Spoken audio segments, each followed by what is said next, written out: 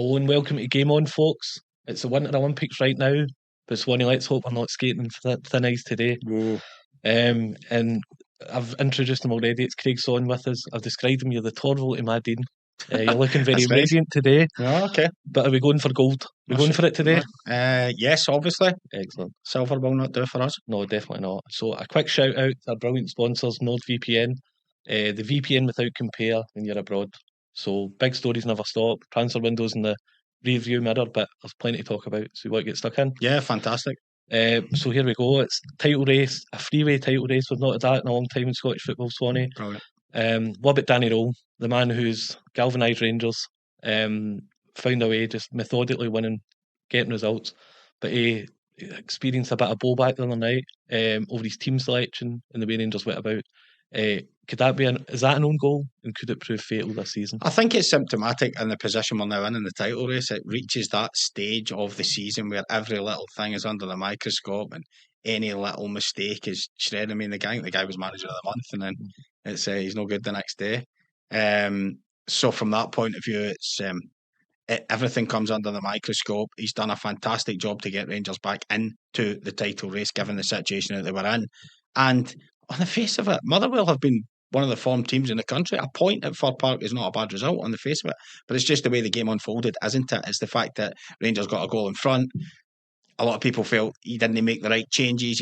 A lot of people were disappointed with the starting lineup, then felt they weren't forceful enough during the game, especially against 10 men, to go in front to try and kill the game off. Motherwell get their way back into it. So it was just, I think, the circumstances of the evening which have brought things against that. Listen, Danny Rohl's mixed and matched his team all the way through since he's taken charge, and no one's really complained about it because he's been getting results. It's just the way it was. It's just the way of the title race. When it gets nervy at this stage, points get dropped, everyone's to blame. Yeah, and just one point on that. I think the last two away games, Easter Road, Fir Park, no one's doubting they can be difficult encounters, but there may be that element that there's a cautious nature in the couple of times he's intimated that a draw isn't a bad result.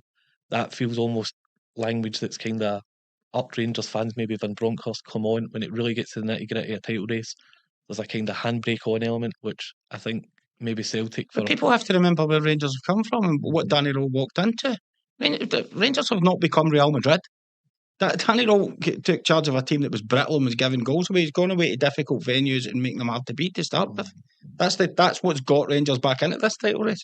Rangers haven't been flogging teams left, right and centre. They've been winning games by the odd goal, by being tight. And had they not made a defensive mistake the other night, they would have got through that again and won 1-0. So I don't think you can criticise a guy for something that he's done that has made the team successful. If you know what I mean, you're criticising him for the same things. Could Rangers have been more forceful? Yes, of course they could have. Mm-hmm. And that takes us nicely to the big one itself. So Rangers, Celtic, Hearts are in this epic title race, but two of the top three meet on Sunday at Ibrox. Rangers versus Hearts. Stakes couldn't be higher. Who's got to win it? Brilliant game. At the start of the week, as you were going into the midweek batch of fixtures, Rangers seemed to have quite a good bit of momentum behind them, especially the large scoreline victories that they had at Ibrox in the Cup, obviously against low league opposition, and then 10 men Kilmarnock as well. Scored a lot of goals, but Hearts, that was a massive win for them in the Edinburgh Derby. And I think Derek McInnes was quite right, to say, look, it's like, performance at this stage of the season doesn't really matter. It's about getting results, especially in a derby game. So I think with the bounce that Hearts are going to get from that, and obviously the Rangers disappointment, this feels probably bigger for Rangers. I think Rangers probably have to win this one. Who do I think is going to win it? Well, trying to call Scottish football games this season is very difficult. So, but Skelf's at the backside, you would think that Rangers might. I've got a feeling Rangers might edge this. Mm-hmm. I just get a feeling on with home advantage.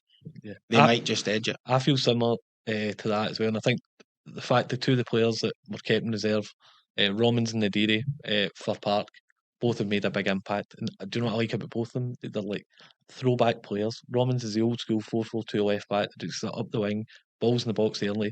And that's what Nadiri, listen, straight away, you can see what everything about it's between the posts. If he's coming short, he's very quickly back in, and Rangers have needed that for a while. Yeah.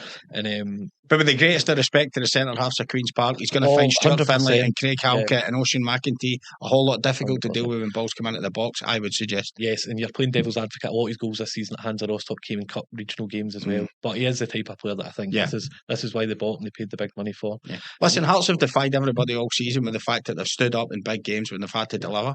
2 games against Celtic, first 2 games against Celtic, I should say, and the 2 games against Rangers in the league, they've delivered. So there's, you feel almost like a fraud saying that they're not going to deliver again. I get the feeling this is a game Rangers kind of have to win more than Hearts do. Yeah. Feel it's all on the line for it, and that just might be the sort of desperation thing that pushes them over the line. Well, I think we can all agree it's going to be an absolute cracker. Brilliant.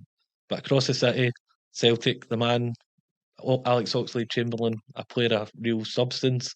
The question before he arrived would be what kind of level would be at. We'll quickly realise that he's a pretty high level. Is he the player? Is he the X-Factor for Celtic who'll land them another title? He could be. I think one of Celtic's biggest problems, I wrote about it last week after the game with Dundee, is the creation of chances is going to be vital for them. I don't think the midfield's functioned properly really all season. I don't think Celtic have had enough out of Rio Hatate, Paulo Bernardo, Luke McCowan. It's just not really happened for these boys. Arne Engels as well. There's been fits and starts and spells and games, and they've looked good, and then it's never happened on a consistent basis. Celtic needs somebody in there to really make it happen. It's all going to come down to legs. Yeah. It's all going to come down to legs. Graeme, how many times did you play fives or play football with somebody 15 years older and you've been an ex-pro, and they're just so far ahead of the game in terms of their football intelligence? Oxlade-Chamberlain, the levels he's played at, with the greatest of respect to some of the opponents in Scotland, he's going to be miles ahead of these players. It's all down to his legs. If he can get to speed, I know it's the old cliche, can he get up to speed? But if he can, I think he can have a massive bearing on that Celtic midfield, because it only takes, if the midfield start to function, it takes a bit of pressure off the back line, then there's more chances for the front players, and it all kind of falls into place if things are going properly in the engine room. And he showed just very quickly with his goal that in a night when Celtic were hitting Livi backside all night long, takes a touch, spins, opens his body.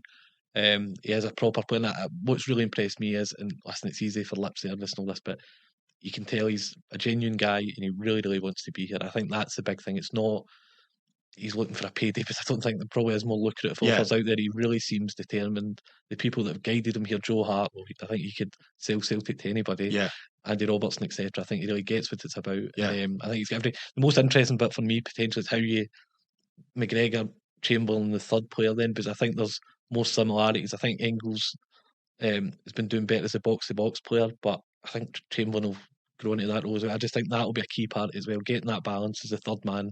I think if Oxlade-Chamberlain's fit, McGregor's fit, it'll be a massive load off McGregor as well, won't it? Yeah. Just having a player of that quality in beside him. But there we are. So Oxlade-Chamberlain's goal, won it late for Celtic. That's been their calling card for years. I think Rangers fans call it Celtic time when they score late. But there's been 2 in the last week with Adamu against Dundee in the Cup and then Oxlade-Chamberlain. So Last-gasp Celtic. Is that the sign of champions or a team running out of lives? That's the sign of champions when you do it 3 or 4 times in a season, not when you're relying on it. And it's happened too often this season. Celtic are living on the edge of the chair, and you'll fall off it sooner or later because they're not exerting control in games. And I understand they could have been 3 or 4 up in the first half against Livingston, but in general, I think exert any control against Dundee last Saturday in the Scottish Cup, and that would have been 2 points dropped in the league. Despite the fact they won an extra time, would have been 2 points away. And Alex Oxlade-Chamberlain's finish, that's another 2 points. Celtic can't continue to live this way. They will come a cropper. They need to start dominating games and taking control of games and giving themselves a bit of breathing space.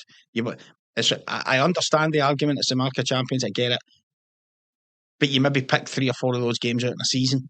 Celtic have done it so often this season that you can't keep getting away with it, I don't think. Do you want a wee stat, Bob? Go on. In the final 10 minutes of game when Celtic needed to win it this season, they've found a win on 78% of games. That's 45% above even one of their best seasons. It's a fabulous trait. It is. It's a fabulous trait to have because it almost puts a seed of doubt into the opposition's mind. Mm-hmm. That even if it's 1-1 or 2-2 and the board goes up, there's an instant retreat into your own box because you're thinking, Celtic could score here and that. And the other fact is with Rangers, and they've probably been through this more than any. I can mind the night with Scott Brown against Hamilton. Chamberlain scores, Motherwell equalise. Yeah. Is this kind of maybe fragile confidence amongst Rangers fans who see shoots of recovery, but at the same time, Celtic, even amid all their trials and tribulations, Yeah, they still get this innate ability to find a way to win. I think that tells in title races, doesn't it, as well? This constant pressure of the same team. Doesn't matter the players, manager, they've got this inbuilt trait to go and find a way to win. Yeah. I think that's a big pressure, but I totally agree as well. I think there has to be, even though the chances were there in the first half, it dried up quickly and the runs off the ball didn't happen. So I think there really has to be. I think this is a big start. Commander playing pretty well at the weekend. I think they would like to see a bit more. I saw Commander on Wednesday night. I was there. They were very good. They were very good going forward, but they gave 3 goals away, which Neil McCann wasn't happy about. But I've been impressed. They were good attacking wise. So we're talking about Celtic, obviously in the here and now this season, but it seems like there's a lot of work to be sorted down the road, and I think by just a bit. Players, managers, coaches, that it could be short of work. But Martin Neil strongly intimated that he will call time at the end of the season, so that means that we're looking for a long-term manager. Roberto Martinez, a marquee name, maybe makes sense in a lot of eyes. So Roberto Martinez as a Celtic manager, does he fit the bill for you, Swanee? Yeah, he does actually. I think it's a good age. Yeah, 52, I think. 56 now. Not sure when his birthday's due, so maybe 53 in the summer. I don't know. But I think it's 10 years in the international game coming up with Belgium and Portugal. Proved himself as a club manager back in the day before he went into the international game. As I say, good age, knows the Scottish scene, obviously from his time here. I think his wife's Scottish, am I right? Yeah, she's Glasgow. I know there's the obvious link with Sean Maloney. Everybody knows how closely worked with Sean Maloney on the international scene, having had him at Wigan and stuff like that as a player. So it feels like a natural fit. Yes.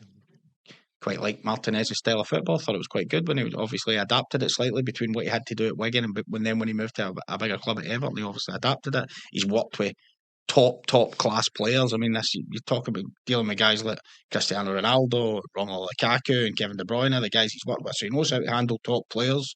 He's also dealt with players at, with the greatest of respect, the level of Wigan. So he's got all that in his makeup. He speaks well. He comes across well. The football's good, and he's got connections with people at the club. So, yeah. I would also say there's another manager whose contract's up during the World Cup, a bit closer to home. Mr. Clark? Maybe. Oh, very interesting. But on Martinez, first and foremost, you've nailed it, honestly. That is what he is. That's what he brings. He's probably went into international management pretty young, but what a good experience. It's a different Belgium, the golden generation. That was a lot of pressure. Try to get Ronaldo his first World Cup. I don't think there's a bigger pressure on football. So whatever you need to do to make it in Glasgow or Celtic, I think he totally gets the remit. Sean Maloney reminded me of you when I'm trying to get a tip for Cheltenham and you claim there's none on the board. There might be one later, but Sean Maloney was exactly. Sean Maloney is like a guy I couldn't believe Roberto Martinez, and he probably may well be right, but I'd imagine the two are very close, and it feels a perfect fit to me. It really does. But Mr. Clark as well, that's a wee interesting one that maybe if what comes down the line for there. But talking about Scotland, it's a nice little segue. He actually got a knock back. That was the idea, actually. Oh, thank you. You're good at this. We make him down again. So there's the big pursuit of Harvey Barnes for the World Cup is passed for Scotland. Made the attempt. Top player, would have been absolutely perfect for this team. Just for Harvey Barnes himself, is he making the right call by saying no to Scotland for his own career and the opportunities? Is he doing the right thing for himself? He obviously feels that there's another pathway for him.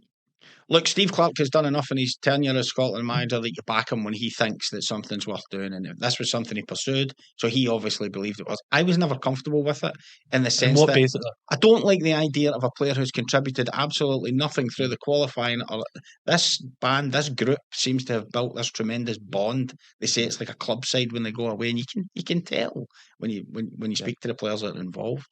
And I just didn't like the idea of somebody who's coming in for the World Cup finals. We've seen it quite a lot, It's like, oh yeah, I'll pledge my allegiance to X because they've just qualified. But I'll go back to the fact Steve Clarke wanted it, so he obviously thought it wasn't a problem. Me personally, it didn't sit well with me. It would have been different had he committed at the start of the qualification and played through the qualification rounds. Yeah, and the thing with Harvey Barnes, it's not as if he's committed nowhere. This has been a long term. And he was asked before. Exactly. I think only counter argument to squad that tight night tighten that element is, I think they're probably a pretty reasonable bunch in the sense they see a player that knows the real deal. Yeah. And they know they probably can get him. And I think out. that's right. I'm not suggesting for it. I'm just saying how they've sat with me. That's all. I'm not suggesting for a minute that the guys would have turned their chairs around in the dining area. You sit over there. And obviously he's got quality. So, from a Scotland fan point of view, he would have added quality, yes. But I'm not devastated about it. It is what it is. He's made his choice for his own pathway, and that's fine. I know the party line is he wants to keep his options for England, but see, being honest as well, and I wouldn't blame him for that. See, in real world, see if it wasn't on the plan, and maybe feels his club form's taken up. He has stepped up for Newcastle. Maybe needs that summer of recovery. It wasn't in his plan, or maybe he's got a good holiday, but you can't play. That's like maybe wants to watch the World Cup. Maybe he's a big fan. Missed too many games if he's at it, but he is a proper player. I think an excellent player. The point as well, the fact that we did pursue him, you do see the Ben Gannon Doak element. I almost feel that we've played with one winger. It's all go through him. I just loved that element of potentially two wingers counter attack football. I was going to say he would have been an excellent player for Scotland because we, as a Steve Clarke, in big games when you're not going to have as much of the ball, we maybe don't have as much of a threat on the counter as we have. And Barnes is brilliant at that. I mean, he did it for Leicester. He does it for me. He's brilliant with power running from deeper positions. You could spring him with balls over the top and he'd be away. He would have been great. I don't deny that, but I'm not going to start crying about it. No. So Livingston, we're on there. Hard luck the other night as well. Start of the season, is it? Oh, exactly. They're competitive enough in those games, but one win's gone. They look doomed. 9 points adrift. They're not coming back. No, it doesn't look that way, but they're 9 points adrift. But the fight for the relegation, to avoid the relegation trapdoor, playoff place, is actually getting really exciting. All the teams are bunched together. But cards on the table time, what team do you think will finish 11th and face a stomach-churning playoff? I'm fine. Kind of jump from day to day on this. But despite watching them at Celtic Park last weekend and seeing how good they were, I've got a sneaky feeling it might be Dundee. I think they've had a really purple patch of form. They've played a lot, played good football in the past 2.5, 3 months. Some great results, fantastic results. Yet they're still only 3 points clear of a Kilmarnock team who have literally got one win or two wins in 18, 19, something like that. I got the feeling around Rugby Park the other night there's something building there. Neil McCann, Tyrese, John Jules scored his hat-trick. There just felt like a bit of positivity there. It looks like they might be able to get Rugby Park back to a fortress again. St Mirren are the team, obviously, who are in the midst of it as well. But there's so many big players have been missing. Yeah. Mark O'Hara's been out, Ayunga's been out, Keanu Bacchus has been out, Gogic has missed games. I think they're going to get those guys back, and I think they've got enough that will keep them. So, in a narrow fight, I think if Neil McCann can keep it going at Kilmarnock, it might be Dundee that slide in there. But I would also add that if they did, I don't think they'd have any problem in the playoff. I know agreeing this isn't the done thing in game on, but the point you made about Dundee is so true. They've been earning plaudits. Elvis has even got his own song. It took a while to win over Dundee fans. And then you look at the table and you go, they've done all this good work. Yeah, it's hard to believe. And they feel they look catchable, they look like they can be got at. But in saying that as well, maybe if this continues, maybe it isn't a purple patch, maybe this is just him finding the way. I think Stephen Presley had to play a different way at the start of the season because he didn't have the personnel that he needed, and then when he's got the guys in that he's wanted, he's been able to transform his style of play, and it's worked. And he's done a great job considering the turnover of players. Definitely, and the thing that definitely needs noted as well is Partick Thistle and St Johnstone are pretty handy teams. I don't think it'll be listen, there's obviously the third and fourth place. I think there could be a real challenge again this year. I think it'll be a decent game for whoever ends up finishing. You still always favour the Premiership side. I still think there's a gap. There definitely is a gap, but I think, who knows, if this title race goes all the way, maybe there could be a decent game. I'm watching Dundee keep the ball off Celtic last week at Celtic Park. That's a good point. I don't think. I've tried to build it up there, but you're right. I think you're right. No, okay, I'll try again the next one. Should Gregor Townsend, he feels like a man condemned, linked with Newcastle Red Bulls after the World Cup, and last week against Italy get washed away. Should Gregor Townsend be in charge for Scotland at the Rugby World Cup after the do you think once the Six Nations it should be a shake a hand job and out the door? It's a strange one because if you're going to give him the Six Nations, then the idea is to build towards it. It doesn't really make a lot of sense. I think if you were going to make that decision, but is the mood music so toxic now that he?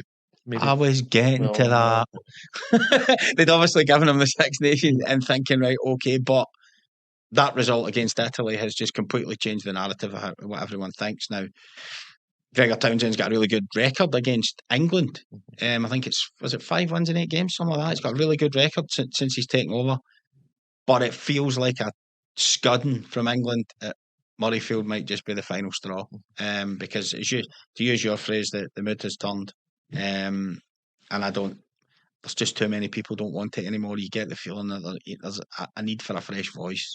And I think and England played really well in the first game as well, by all accounts. So I suspect that Saturday or Sunday Calcutta Cup game is going to put an end to Gregor Townsend. Valentine's Day massacre it could look like as well. And England, you made a good point there, England, the fact that the best teams in World Cup years truly build, and England have been evolving for a few years. Listen, Wales are not the Wales of yesterday, but it was domination. And the way Scotland have managed to compete against England in recent years, playing good rugby and an exciting brand, but I don't think that's going to cut it here. And I think now everything's got a breaking point where all these years of 2 wins, 3 defeats, 3 wins, 2 defeats, and nearly in competing in Test series, it just feels that it's going the other way now. And I think it feels like every year in the last 5 years we've been told this is going to be Scotland's year. No. And that's never happened. So there's a certain fan base out there that it's been so long since Scotland won the Six. It wasn't even called that. The Five Nations, wasn't it? And it feels now the World Cup. We aren't building towards a World Cup. It doesn't feel that way at all. Maybe the 10 nations by the time we win that game. I know exactly. Maybe the B League, but it's there's a real element now that this is something fresh needs to happen as well. I think everybody's a shelf life, Graeme, don't they? And I think it feels like Gregor Townsend's is up. Yeah, and I think it soon will be. But now we're heading to one of your. His race is run. I wish I'd been quick enough for that, Sonny. Read no horse pun here, and I finally got it. So Cheltenham, maybe no one there loves it more than yourself, right? Nope. It's on the horizon, and this is preview night season, and I think this has become this big event in the build-up. It really is. People are desperate for some Cheltenham intel. Prestbury Park and what's going on. Do you have any early tips for our viewers that maybe? Well, the question you always get asked. I know, but I mean, there's a million. There's a million at this time of the year. The preview nights, the jungle drums are beating everywhere. Everybody fancies. Listen, there's 2 types of bets that everybody wants at the moment. People are looking for what's going to guarantee me money. What looks like the bankers. I mean, you go down it. You've got Lalamba on Tuesday, and the Arca looks like a banker. Madgeborough in the Champion Chase as well, fancy despite Marine National. You've got the 2 mares on Thursday, Lossiemouth and Bambino Fever for Willie Mullins, both of them. You've got Narciso Haas in the Triumph, who looks bomb-proof given what we've seen so far. But people are looking for a price. People are looking for something a bit clever. So I tried to dig out a couple of double figures, might be of interest. Tuesday, the Fred Winter, it's actually got another name now, but we call it the Fred Winter because the sponsor's name is just ridiculous.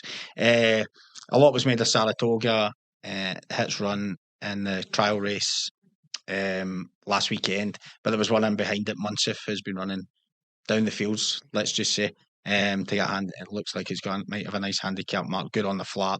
14-1 he's going to be for the Fred Winter on the Tuesday, worth a look. And another one is the Passing Wife in the Martin Pipe race on Friday, 12-1. That's a great race, the Martin Pipe, and there's always good value in. There's always good horses in it. Every year the Martin Pipe, the following year they come out and they really step up the levels. It's a real good one. The stable's not a great year, but that might have helped get this thing handicapped really well. So Munsif and the Passing Wife would be the 2 at double figures I would look at just now. But there'll be another 22 between now and first race time. And one figure that is larger than life when it comes to Cheltenham is Willie Mullins. He's great years and good years. There doesn't seem to be anything below that. What kind of shape is Willie Mullins heading into Cheltenham this year? Well, he's not. I don't think it's any secret that he's not in the shape that he has been in. I mean, there is a genuine threat that Gordon Elliott might take the Irish trainers title off him. But Willie Mullins, his horses tend to peak at.